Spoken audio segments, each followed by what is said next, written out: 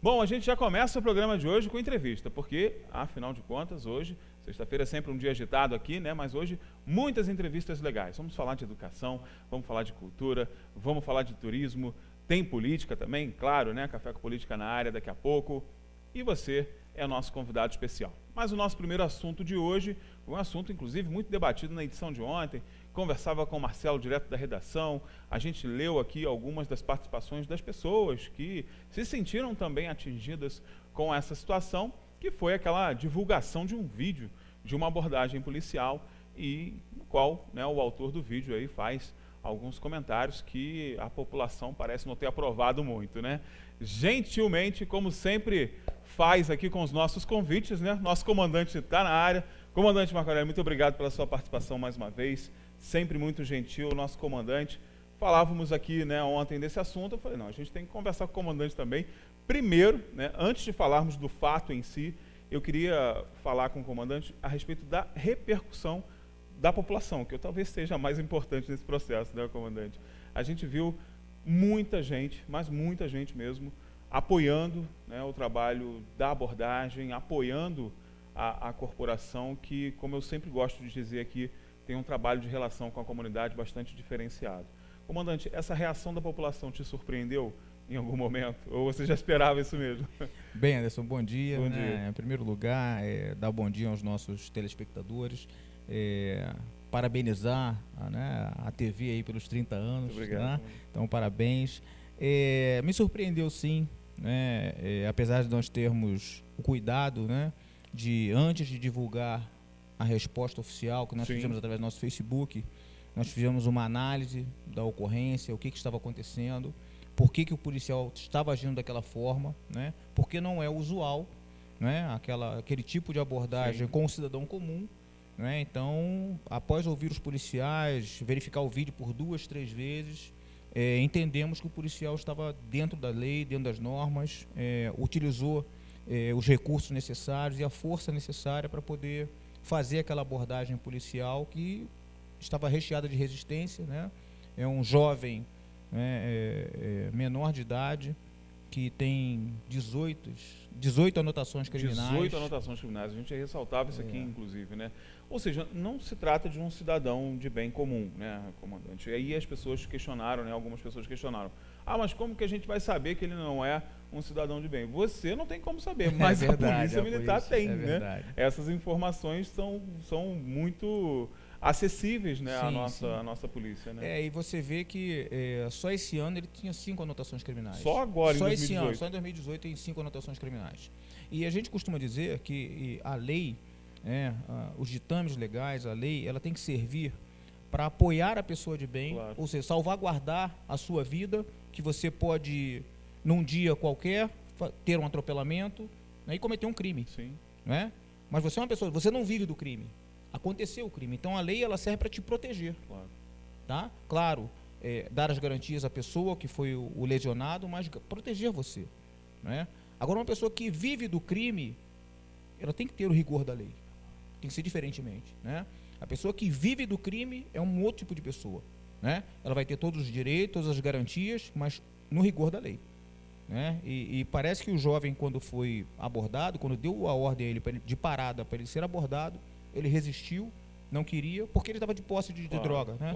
Claro. Depois se soube por quê. Depois se soube por quê. Né? E o rapaz que fez o comentário, que fez o vídeo, né, que ele vai retratando a ação policial, não sabendo, acho, o que estava se tratando ali, e fez críticas severas à ação da polícia, ainda mais aqui em Teresópolis, que nós temos todo cuidado, né, todo cuidado com a população, todo respeito. Né? Os policiais não iriam agir daquela forma com uma pessoa normal, né, que não vive do crime. É importante também ressaltar que todos os militares passam por um treinamento de abordagem, né, que é um treinamento extenso. Ele vai saber diversas técnicas diferentes para que se faça essa abordagem em situações diferentes. Ou seja, você está num local coletivo, tem muita gente em volta, tem uma abordagem diferente. Você está num local ermo, você não tem condições de segurança para fazer aquela abordagem, tem uma técnica diferente. Então, tudo isso está dentro do preparo daquele agente, né? Então, pode parecer estranho, e eu nem acho que foi estranho, não. Sinceramente, eu vi o vídeo algumas vezes também, não achei excesso nenhum, pelo contrário, acho que o soldado agiu de uma forma bastante enérgica, claro, mas tinha que ser, porque era uma situação que pedia aquilo. E às vezes a gente faz um julgamento sem conhecer as técnicas, porque além de ter essa preocupação de salvaguardar a sociedade, aquele agente da Polícia Militar também, ele precisa se proteger, né? Sim, ele precisa se resguardar. E na técnica de abordagem, tudo isso é englobado, né, comandante? Sim, sim, até porque a gente costuma falar com os nossos policiais que a gente só dá o que tem, né? Então, em primeiro lugar, ele tem que salvaguardar a vida dele. Sem dúvida. Né? Porque se ele perder a vida, acabou a segurança. Acabou a dele, acabou a dos demais, né? Então, primeiro você se protege, primeiro você se assegura de que pode fazer aquele tipo de abordagem e depois, assim, você parte para a abordagem ou parte para um disparo de arma de fogo, caso a situação requeira, né? Que não foi o caso, graças a Deus não foi o caso, né? Então, o elemento só foi conduzido à delegacia, teve mais uma anotação criminal, já está em liberdade, né? Porque a lei assim faculta. Mas nós vemos, e nós costumamos dizer, Anderson, o seguinte, aqueles elementos que estão lá no Rio de Janeiro, graças a Deus aqui nós não temos esse histórico, mas aqueles elementos que estão no Rio de Janeiro, que portam o fuzil, eles não começam com o fuzil, né? Eles têm uma caminhada pelo crime. Tá? Aqueles que portam fuzil de primeira são muitas vezes ex-integrantes de Forças Armadas ou das Forças Auxiliares, que têm uma experiência com armamento. Costuma dizer que ele começa com um radinho, né, e vai ele vai progredindo. Então, se a lei não permitir que você trave aquele caminho daquele delinquente, é o que acontece. Daqui a pouco, esse jovem, né, que hoje tem 18 anotações criminais, com menos de 18 anos, quando ele faz 18 anos, ele torna-se primário de novo às vistas da lei. Ou seja, todo esse arquivo dele é zerado. Todo esse arquivo é zerado. Então, e o comportamento dele não vai mudar, com certeza. Até porque ele é a mesma pessoa. Até porque ele é a mesma pessoa. E não sofreu nenhuma interferência adequada para que ele mudasse o comportamento dele de forma alguma. Então, nós vamos crer que, após os 18 anos, ele vai continuar cometendo delitos e delitos cada vez mais graves. Esse é que é o pior. Isso é que nos assusta. Né? Porque a maioria das ocorrências que nós temos, tanto aqui em Teresópolis quanto em qualquer parte do Rio de Janeiro, são de reincidências. Né? Então, nosso sistema criminal, ele não funciona. Ele não atende mais a sociedade. Não atende mais aquilo que a gente quer, que a gente precisa. Né? A sociedade, quando ela é atacada, geralmente ela fala que é um problema de polícia, falta de segurança, mas nós temos a falta de segurança jurídica. Sem dúvida, né? Nós temos falta de segurança legal. Não é a falta de segurança policial. Né? Porque se você puxar a ficha criminal de cada um que a gente prende aqui, eu costumo fazer isso. Né? Então, cada elemento preso, eu mando para a minha segunda sessão, que é a sessão de inteligência, para levantar, fazer a FAQ dele, a ficha de antecedentes criminais. E o cara tem 2, 3, 4 anotações. A reincidência está presente. Então, você vê que é um retrabalho que a gente faz, é um custo para o Estado, né? Porque cada vez que ele vai à delegacia, se abre um processo. E aquilo é um custo para o Estado.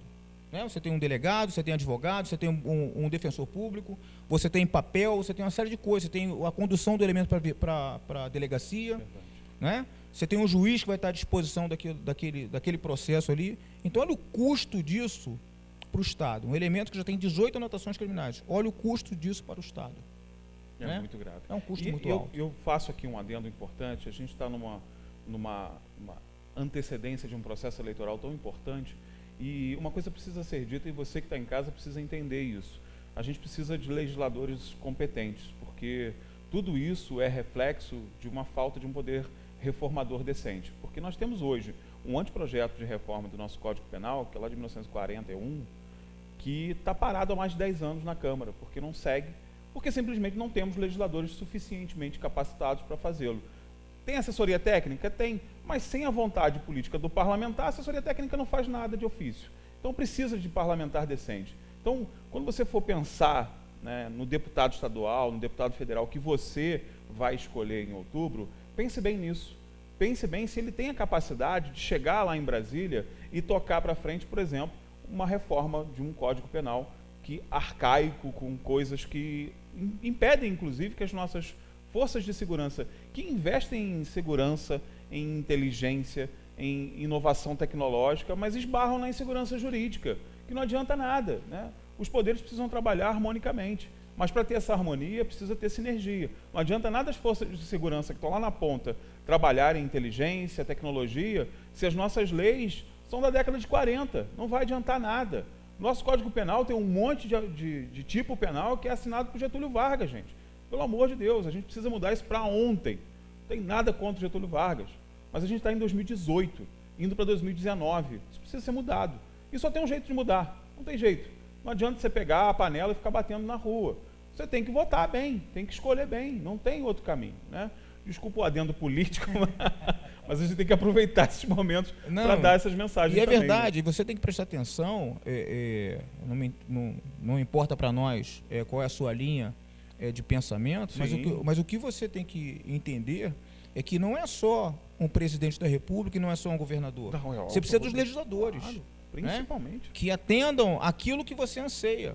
Né? O que você quer para a sua vida? Você quer elementos que possam realmente usar droga na sua porta, que possam realmente transitar criminal com uma ficha dessa aqui, o cara continuar, após os 18 anos, ter uma ficha protegido pela lei, né? Olha que coisa. E a gente com essa falta de proteção. Né? A gente, porque eu também uso o sistema policial, eu posso também usar o sistema policial. Né? Eu, fora da farda, eu também sou um cidadão comum, né? Então, eu também sou usuário do sistema. Né? Então, eu entendo que o sistema ele tem que servir, sim, para proteger a pessoa de bem, sim. Agora, a pessoa que vive do crime, ele tem que pagar pelo crime. Né? Ele tem que responder pelo crime, ele tem que ser ressocializado. Não adianta você pegar esse elemento, você leva para uma audiência de custódia e o juiz entende que aquele crime não é um crime grave e solta aquele elemento. Nós tivemos um exemplo aqui na cidade, né? Nós tivemos há uns 4 meses aqui atrás, uma pessoa que roubou uma motocicleta, nós conseguimos prendê-lo em 5 minutos. 5 minutos nós prendemos ele, a arma, o comparsa, recuperamos a moto, pegamos a vítima, levamos para a delegacia, o delegado autuou. 20 dias depois, esse mesmo elemento foi morto em Magé. Verdade. A gente fala, como é que esse cara morreu em Magé, se era para estar preso? Não, ele morreu em Magé porque ele foi fazer um outro roubo, bateu de frente com a guarnição do 34º Batalhão, houve uma troca de tiro e ele morreu. Mas ali, ele morreu, mas ele poderia ter matado o policial e aí ele poderia ter matado o inocente. E seguido na sua vida de crime. E seguido na sua vida de crime. E mais, iam dizer o quê? É um problema de falta de segurança, é um problema de falta de polícia. E não é um problema, não é falta de polícia. O problema não é esse. A gente tem uma visão muito superficial. A maioria da população tem uma visão muito superficial. É problema de polícia. Eu, quando faço as nossas reuniões comunitárias, as pessoas pedem, eu quero uma cabine, eu quero uma viatura. Eu falo, o problema não está aí, gente. O problema não está aí. Tá bom? Até porque eu não faço policial em Xerox. Né? Não tem como. Né? Não tenho. Precisa passar por um processo de formação. Precisa processo de formação, precisa adentrar, precisa ter concurso público. E tem as questões das políticas públicas sociais também. Exatamente. Né? Que isso aí precisa ter. Então não pode ser só a polícia, tem que ser todo um conjunto. Né? Aqui nós temos, graças a Deus, nós temos um acesso muito bom ao poder público executivo municipal. Verdade. Nós temos aí o choque de ordem, nós trabalhamos integrados. A Polícia Civil aqui é muito competente. O próprio Judiciário também trabalha. O Judiciário, eu tive reunião agora com os juízes, com os promotores. Eu achei muito bacana que eles estão preocupados realmente com a segurança da cidade, mas eles também estão sujeitos à lei. Né? Então eles só podem fazer aquilo que a lei permite. Que a lei permite, né? Então é muito complicado hoje dificílimo fazer a segurança. Agora, comandante, para a gente finalizar, né? Se deixar, a gente vai embora falando aqui o dia inteiro, né? Mas só para a gente finalizar, eu queria fazer uma ressalva importante, porque todo esse episódio também levantou uma discussão muito nossa, né? Do nosso contexto hoje, que envolve essa nossa relação com as tecnologias, né? Que é o fato de todo mundo querer compartilhar imagem, publicar vídeo e falar o que quiser, sem que tenha, né, que arcar com essas responsabilidades. Né? Eu vi que o autor do vídeo foi gentilmente convidado a comparecer à delegacia. Eu fiz o convite a ele para ele comparecer à delegacia. As pessoas precisam entender que aquilo que é publicado, né, publicizado através de veículos de comunicação, e a internet hoje é um veículo de comunicação. Você assume toda a responsabilidade daquilo que você publica. Né?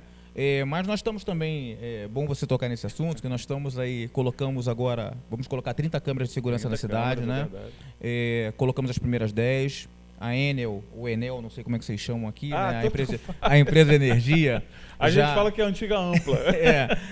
Não tem erro. A empresa de energia já deu o aval para nós ligarmos a energia das câmeras, que já estão postadas nos pontos que nós selecionamos.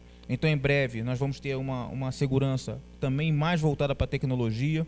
Tá? Temos um sistema hoje na unidade, em que vamos divulgar daqui a pouco, estamos fazendo um projeto ainda, em que qualquer comerciante, qualquer condomínio, vai poder ter a sua câmera ligada ao nosso sistema, olha, tá? Em que nós vamos poder ver essas câmeras online. Legal. Ou seja, nós temos um projeto de fazer bairros seguros e ruas seguras, né? Então nós vamos, hoje a Major Renata, que é minha oficial de operações, está indo em alguns pontos da cidade, vai dizer quais são os pontos importantes de termos câmeras dos comerciantes, para que nós ele possa liberar essa imagem e a gente fique online para ver quem passou, quem não passou, né? Desordem urbana. Então nós estamos aí trabalhando firme, né? Ganhamos o primeiro lugar do estado do Rio de Janeiro. Verdade, né? Hoje fomos o melhor batalhão do Rio de Janeiro em termos de segurança, né? Fomos homenageados agora no último semestre, em julho. Né? Temos aí mais de 50 viaturas rodando em Teresópolis, né? E isso nos traz uma tranquilidade muito bacana, né? Um alcance muito bacana. E esse retorno que a população nos deu de apoio, né? Isso só nos motiva. Então, agradeço a vocês, agradeço a você pelo espaço. Anderson, agradeço à comunidade que fez lá o seu comentário no nosso vídeo, nos mostrando o que ela quer, o que ela precisa da Polícia de Teresópolis. E estamos aqui, tá? Para trabalhar, para servir e proteger a cada um dos cidadãos de Teresópolis. É isso aí, eu que agradeço sempre, né? O pessoal fala, você fica elogiando muito o batalhão. Eu tenho muito amigo lá mesmo, falo sempre, mas que bom que eu posso contar com os meus amigos, né? E tá aí o Facebook oficial, né, do batalhão, as redes sociais são muito ativas, tá a galera aqui atrás que municia, né, todo esse processo de comunicação com a população que é extremamente eficiente. Comandante, obrigado mais uma vez pela tua participação. Anderson, obrigado. E agora eu estou esperando a participação do pessoal do rancho aqui na cozinha. Nós vamos fazer um programa, um quadro novo aqui, né? Aí, ó. Comida de rancho. Aqui comida o meu pessoal... de rancho, né? Você vai ver o pessoal, como é que eles comem bem lá no batalhão. É verdade. Tá joia? A gente vai para o intervalo comercial rapidinho. Quando voltarmos, vamos continuar falando de política pública, só que agora na área de educação. E um projeto sensacional mesmo, que a cidade está abraçando aí. Daqui a pouco a gente está de volta.